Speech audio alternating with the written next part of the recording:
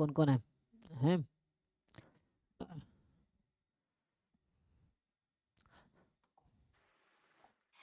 Hello sir. Yes yes. Sir अभी मतलब concept के लिए थोड़ा सा जो शुरू का पढ़ा था तो वो बुक पढ़ रहा था आईआईटी के बारे में। मतलब हमने दो चीजें पढ़ी थी, एक इंडिपेंडेंट होता है, एक आइडेंटिकल होता है। हम्म। तो जस्ट कॉन्सेप्ट वाइज मतलब आ, हम लोग इंडिपेंडेंट किस लिए कहते हैं उसको एग्जांपल से थोड़ा सा सब कॉन्सेप्ट बताते हैं। Independent event. इंडिपेंडेंट एग्जैक्टली क्यों कहते हैं? हाँ, क्योंकि उसका अकरेंस उसको, जैसे मान लो दो कॉइन है, तो पहले कॉइन पे हेड आया या टेल आया, अच्छा दूसरे कॉइन को इफेक्ट नहीं करेगा, है ना? तो अच्छा। वो सर मतलब कॉइन के ट्रायल्स पहला ऑकरेंस इंडिपेंडेंट का है। जो रैंडम वेरिएबल वो x1 है, सेकंड x2 है। हाँ, तो x1 और x2 आपस में इंडिपेंडेंट है अगर x1 फर्स्ट ट्रायल है एंड x2 सेकंड ट्रायल है। तो ये डेफिनेशन से समझ आ रहा है? डेफिनेशन क्या होता है? डेफिनेशन मतलब थ्योरी मैथमेटिकली समझ आ रहा है आपको? तो मैथमेटिकली मतलब इंडिपेंडेंट का क्या थोड़ा डेफिनेशन है? नहीं, मैथमेटिकली मतलब नहीं भूल गया। टू इवेंट्स इंडिपेंडेंट कब रिवाइज होते कराना। हैं? व्हेन यू से टू इवेंट्स आर इंडिपेंडेंट। जैसे मैं सिंपल लिख रहा हूँ, मान लो कि अ कॉइन इज टॉस्ड ट्वाइस। मान लो ये है इवेंट ई है, हाँ गेटिंग बोथ हेड। मान लो ये है, हाँ। या है ना, गेटिंग बोथ हेड। हम्म। और एफ है गेटिंग बोथ टेल। तो मुझे बताओ ये तो डिपेंडेंट है इंडिपेंडेंट है? इंडिपेंडेंट है। कैसे? मतलब क्योंकि पहले वाले ट्रायल में जो कॉइन कर रहे हैं वो उसमें जो होगा, बट सेकंड वाले से कोई फर्क तो नहीं पड़ने वाला था, कोई रिजल्ट है। दूसरा एग्जाम्पल है कि E1 getting head on first coin, getting head on coin one, and F है getting head on coin two, getting head on coin two. बताओ इन दोनों में कौन सा इंडिपेंडेंट है? गेटिंग हेड ऑन कॉइन पहले मैथमेटिकली समझ लो। तो मतलब ई एफ एक दूसरे इवेंट, इवेंट ई और एफ इंडिपेंडेंट कब होगा? What is definition?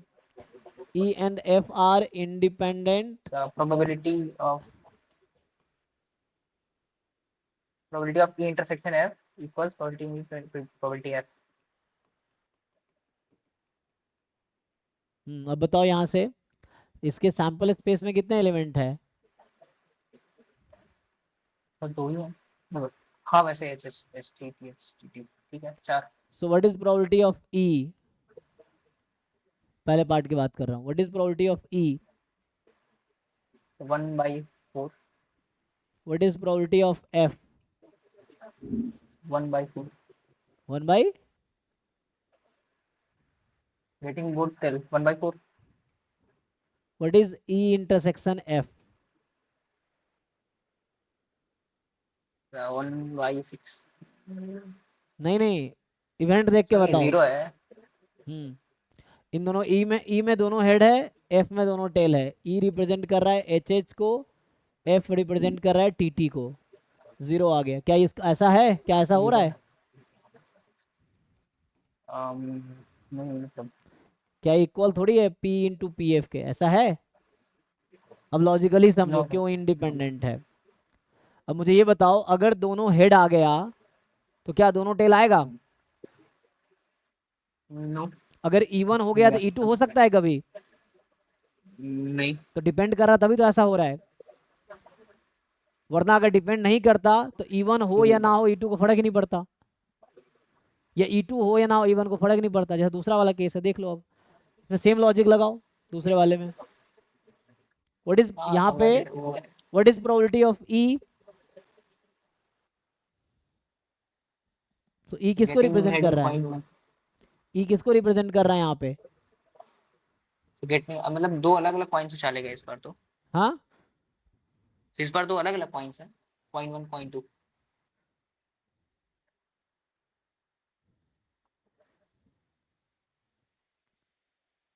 इस बार कॉइन्स दोनों अलग अलग हैं, कॉइन 1 एंड कॉइन 2। अरे वही कॉइन है, कॉइन इज टॉस ट्वाइस, मतलब फर्स्ट टाइम सेकेंड टाइम, ये अच्छा समझ दो लो। बार है। या अच्छा, कोई बात नहीं, ऐसा समझ लो, वो सेम ही बात है, यहाँ पे भी लिखता हूँ पेयर ऑफ कॉइन इज तो टॉस ये इज तो सेम साथ में टाइम। हो सकता है, मतलब हाँ, यहाँ तो साथ में हो सकता है, मतलब पहली बार में हेड आ जाए, दूसरी बार में हेड आ जाए।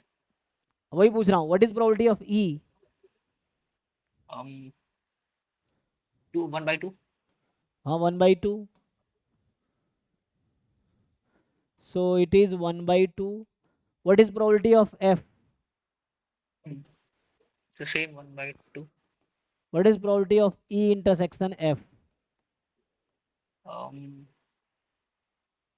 गेटिंग हेड इन कॉइन पहले 1 सैंपल बाई स्पेस, फोर पहले ठीक है। सैंपल स्पेस लिख के ना सोचो, सैंपल स्पेस के चलिए हिसाब से। 1/4 है, ठीक है, मतलब ये वाला इंडिपेंडेंट हुआ अगर डेफिनेशन वाइज तो।